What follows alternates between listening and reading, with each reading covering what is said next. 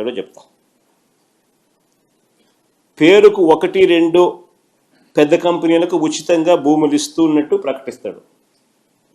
పేరుకు మాత్రం 1-2 పేర్లు చెప్తాడు, పెద్ద పేర్లు. వారికి ఉచితంగాను 99 పైసలకి భూములు ఇస్తా ఉన్నట్టుగా ప్రకటిస్తాడు. ఆ ముసుగులో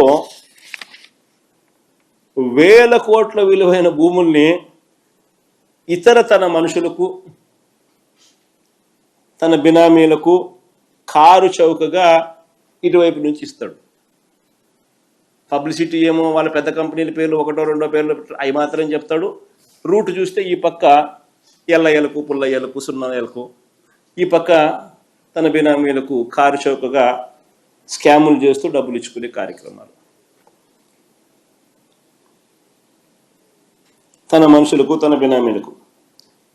విశాఖపట్నంలో దాదాపుగా 2,000 కోట్ల రూపాయలు విలువ చేసి దాదాపు 14 ఎకరాల భూమి 99 ఏళ్లకు లూలు గ్రూప్కు లీజుకి ఇచ్చినాడు. ఎలాంటి టెండరు లేదు, ఎలాంటి ఆక్షను లేదు.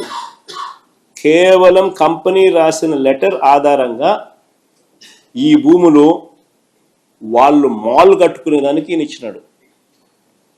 ఇదే లూలు గ్రూపు అహ్మదాబాద్లో, గుజరాత్లో 16 ఎకరాల భూమిని 519 కోట్ల రూపాయలకు వేలంలో కొనుగోలు చేసి మాల్ కడతా ఉన్నారు.